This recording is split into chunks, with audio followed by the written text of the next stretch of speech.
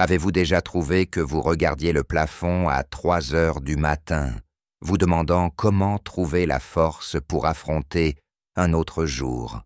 Nous avons tous traversé cela, ou du moins, la plupart d'entre nous. Ces moments où la vie semble être une tempête incessante, et tout ce que vous recherchez est une lueur pour vous guider. Eh bien, vous n'êtes pas seul, et c'est là que le stoïcisme entre en jeu. Si vous êtes nouveau ici, ou que vous n'êtes pas encore abonné, appuyez sur la cloche de notification et abonnez-vous maintenant. Pourquoi? Parce que nous allons plonger dans 8 leçons stoïciennes qui ont le pouvoir de transformer les journées difficiles en tremplin pour l'avenir. Comme toujours, pour ceux qui recherchent vraiment la force de persévérer à travers les moments difficiles, voici mon défi. Regardez cette vidéo jusqu'à la fin. Montrez-vous que vous êtes vraiment déterminé à avancer, même quand les choses deviennent difficiles. Acceptez-vous ce défi? Commençons. Premier, embrassez le moment présent. La vie a une manière étrange de nous lancer des défis. Parfois, on a l'impression de jongler avec 1 million de choses à la fois, et tout le poids du monde semble reposer sur nos épaules. Vous souvenez-vous de ce moment où vous ressentiez la pression d'une échéance qui approchait ou la douleur d'un cœur brisé? Mais voici un secret. La clé pour surmonter ces épreuves réside dans le moment présent. Il est facile de se perdre dans les inquiétudes concernant demain ou de regretter ce qui s'est passé hier. Pourtant, le seul moment sur lequel nous avons réellement le contrôle, c'est celui qui se déroule maintenant. Marc Aurèle, l'empereur romain et l'un des philosophes stoïciens les plus influents, a dit un jour « Vous avez pouvoir sur votre esprit, pas sur les événements extérieurs. Comprenez cela, et vous trouverez la force. » Cette citation n'est pas juste une phrase inspirante. C'est un appel à l'action. Elle nous rappelle que bien que nous ne puissions pas toujours contrôler ce qui se passe autour de nous, nous pouvons contrôler notre réaction. En nous concentrant sur le présent, nous pouvons faire des choix qui s'alignent avec nos valeurs et ainsi trouver la paix au milieu du chaos. Donc, la prochaine fois que vous vous sentirez accablé, prenez une grande respiration, ancrez-vous dans l'instant présent et rappelez-vous que ce moment, ici et maintenant, est là où réside votre pouvoir. En embrassant le présent, vous ne vous contentez pas de survivre aux journées difficiles, vous y prospérez. À chaque instant, vous construisez la résilience, la sagesse et la force pour tout ce qui viendra ensuite. 2. Pratiquez la gratitude. Au milieu des luttes et de l'agitation de la vie quotidienne, il est facile de se concentrer sur ce qui nous manque, les opportunités ratées, les choses que l'on désire mais que l'on n'a pas, et les défis qui semblent insurmontables. Mais il existe une pratique simple qui peut changer notre perspective et apporter de la lumière même aux journées les plus sombres, la gratitude.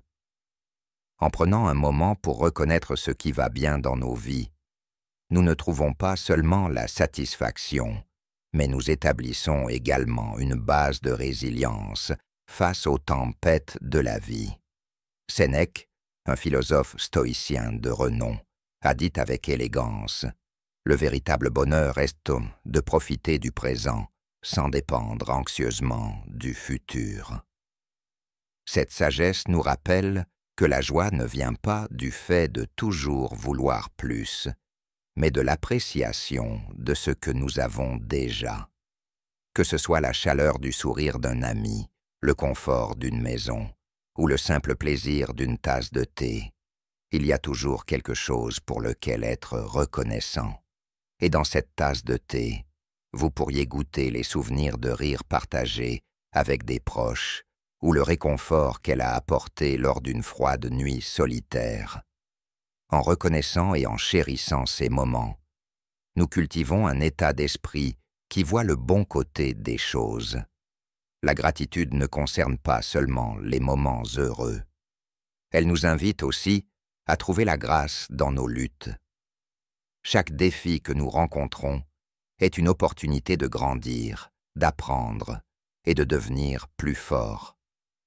Ainsi, lorsque les temps deviennent difficiles, prenez un moment pour vous arrêter et trouver quelque chose, aussi petit soit-il, pour lequel être reconnaissant. Cette pratique ne changera peut-être pas la situation, mais elle changera la façon dont vous l'affrontez. Et souvent, c'est ce qui fait toute la différence. Troisième, cultiver la force intérieure. Le voyage de la vie ressemble beaucoup à une navigation sur des mers vastes et imprévisibles. Certains jours sont calmes et sereins, tandis que d'autres apportent de violentes tempêtes qui mettent à l'épreuve notre cœur et notre esprit. C'est pendant ces tempêtes que notre force intérieure devient notre atout le plus précieux. Cette force n'est pas une question de puissance physique, c'est celle de l'esprit, la résilience du cœur et du mental. C'est cette petite voix dans le chaos qui nous pousse à tenir bon encore un peu plus longtemps. Épictète, un autre philosophe stoïcien très respecté, a dit un jour « Ce n'est pas ce qui vous arrive, mais comment vous réagissez qui compte. » Ces mots sont un phare, nous guidant pour comprendre que nos réactions, façonnées par notre force intérieure, définissent notre parcours. Les événements extérieurs, aussi effrayants soient-ils, n'ont de pouvoir sur nous que si nous leur donnons ce pouvoir. En cultivant une forte intériorité, nous pouvons affronter l'adversité avec grâce, transformant les obstacles en tremplins vers la croissance personnelle. Construire cette force intérieure nécessite un effort constant. Il s'agit de faire des choix quotidiens, de voir les défis comme des opportunités de grandir, de chercher la sagesse et d'apprendre de nos expériences. Chaque échec est une leçon déguisée.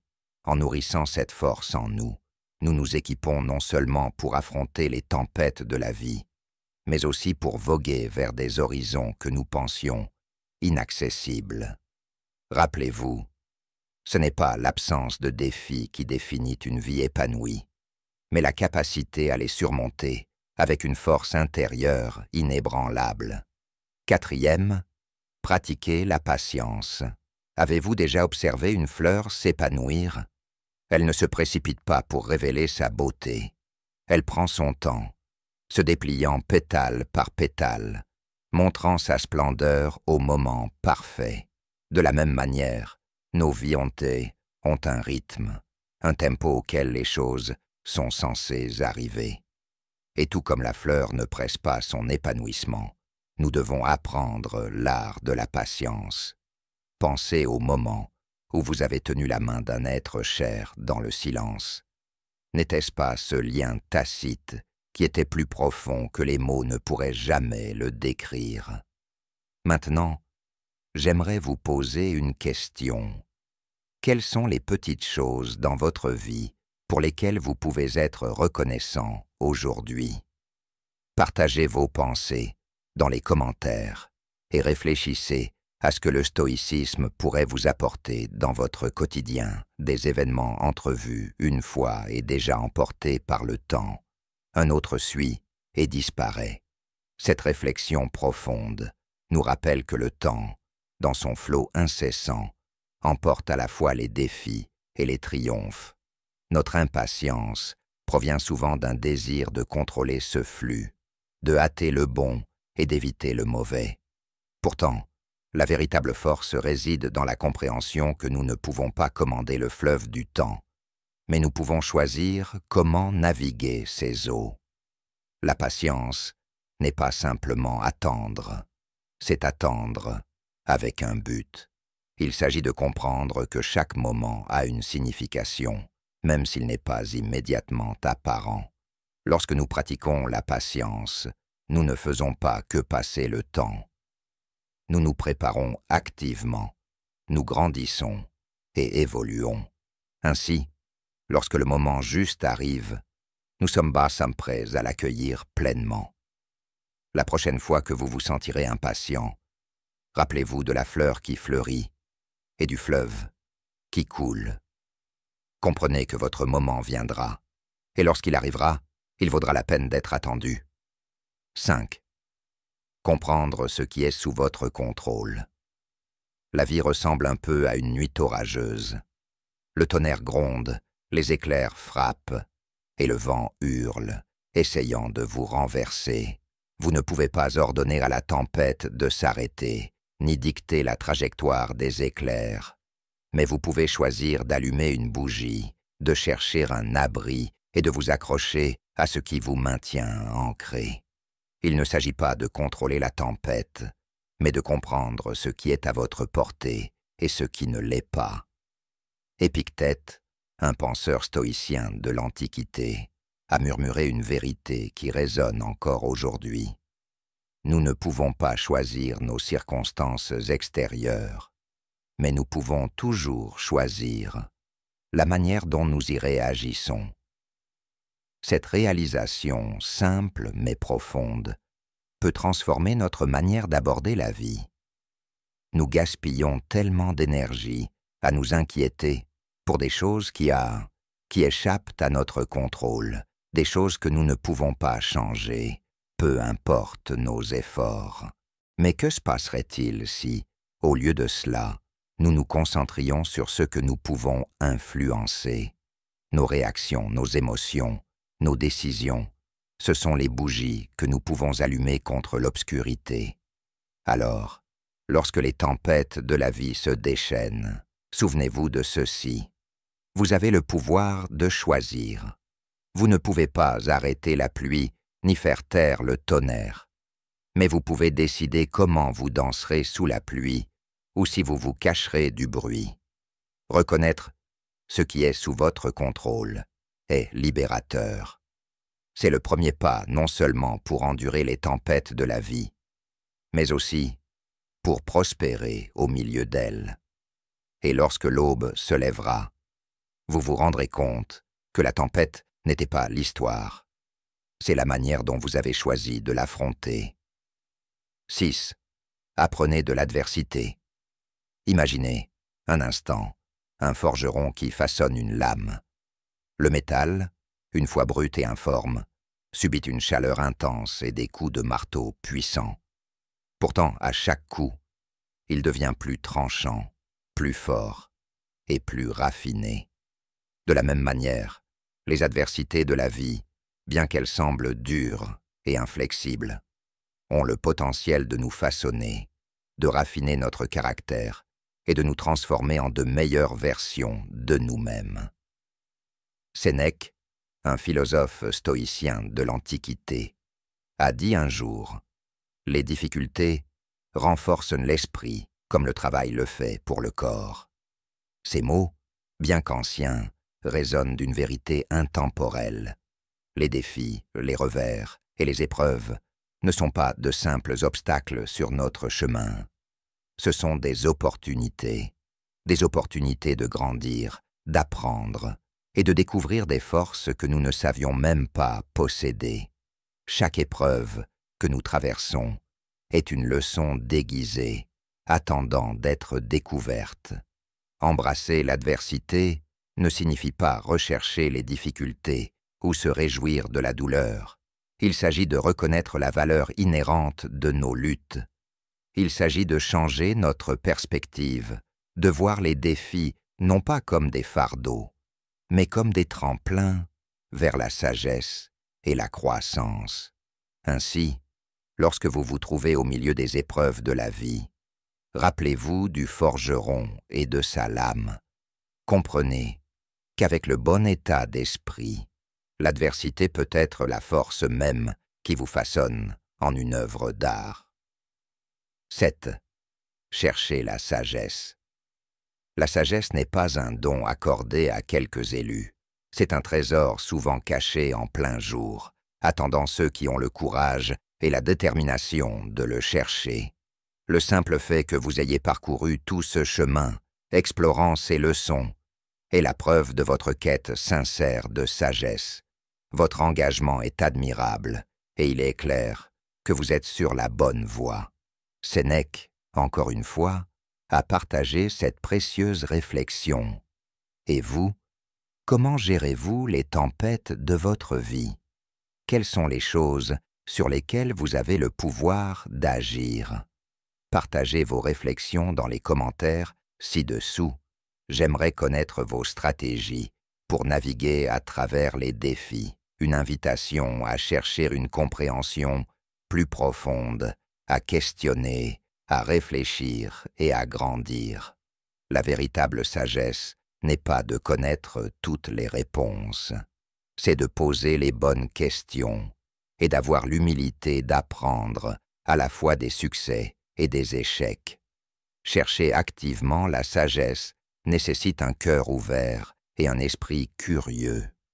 Il s'agit d'écouter plus que de parler, d'observer plus que de montrer, et de comprendre que chaque personne que vous rencontrez, chaque expérience que vous vivez, contient une leçon. La sagesse n'est pas une destination, c'est un voyage qui enrichit l'âme, aiguise l'esprit et élargit les horizons. Alors, à mesure que vous avancez sur ce chemin, rappelez-vous de chérir chaque étape, chaque révélation, chaque découverte. Car dans la quête de la sagesse, le voyage lui-même est la plus grande récompense. 8. Cultivez la compassion. Avez-vous déjà pris un moment pour réfléchir aux batailles que d'autres pourraient mener, cachées derrière leur sourire ou leur regard silencieux? Notre parcours dans la vie est unique, rempli de ses propres défis et joies. Pourtant, au milieu de nos luttes personnelles, il existe une opportunité, un fil d'or qui peut nous rapprocher des autres. L'acte de la compassion. Marc Aurèle a dit un jour « Ce qui nuit à la ruche nuit à l'abeille ». Cette simple déclaration porte une profondeur incroyable. Lorsque nous étendons la gentillesse, la compréhension et l'empathie envers les autres, nous ne les aidons pas seulement, nous nourrissons l'esprit collectif humain. La compassion ne consiste pas seulement à ressentir de la pitié ou de la tristesse pour les malheurs de quelqu'un. Il s'agit de comprendre leur douleur comme si elle était la vôtre et de prendre des mesures, aussi petites soient-elles, pour alléger cette souffrance. Cultiver la compassion exige un effort conscient. Il s'agit d'écouter plus que de parler, de ressentir plus que de juger et d'agir plus que de simplement observer. Dans un monde qui semble souvent divisé, la compassion sert de pont, connectant les cœurs et guérissant les blessures. En embrassant cette vertu, nous n'élevons pas seulement les autres, mais nous trouvons également un sens plus profond de but et de satisfaction dans nos propres vies. Après tout, dans la grande tapisserie de l'existence, nos fils sont entrelacés. Et lorsque nous choisissons la compassion, nous choisissons un design plus riche et plus harmonieux pour tous. Ces 8 leçons stoïciennes fortifieront votre résilience, votre sérénité et votre détermination lors des moments difficiles. En les embrassant régulièrement, vous serez prêt à mener une vie vertueuse et épanouie au milieu du chaos et de l'imprévisibilité du monde. Mais ne vous contentez pas de me croire sur parole. Mettez ces leçons en pratique et soyez témoins des résultats transformateurs. Si cette vidéo vous a été utile, n'oubliez pas de lui donner un j'aime, de la partager avec vos amis et de commenter ci-dessous avec « Je vais continuer » ou « Je n'abandonne jamais » pour montrer votre engagement envers ces enseignements. Si vous êtes nouveau ici, abonnez-vous et activez la cloche de notification pour plus de leçons sur la sagesse ancienne. Cela nous aide non seulement, mais permet également à d'autres personnes cherchant la sagesse antique de nous rejoindre. Un grand merci d'avoir regardé, et on se retrouve dans la prochaine vidéo. Pour découvrir davantage de sagesse stoïcienne, sélectionnez l'une des vidéos qui apparaîtront maintenant à l'écran. Restez stoïque. Merci.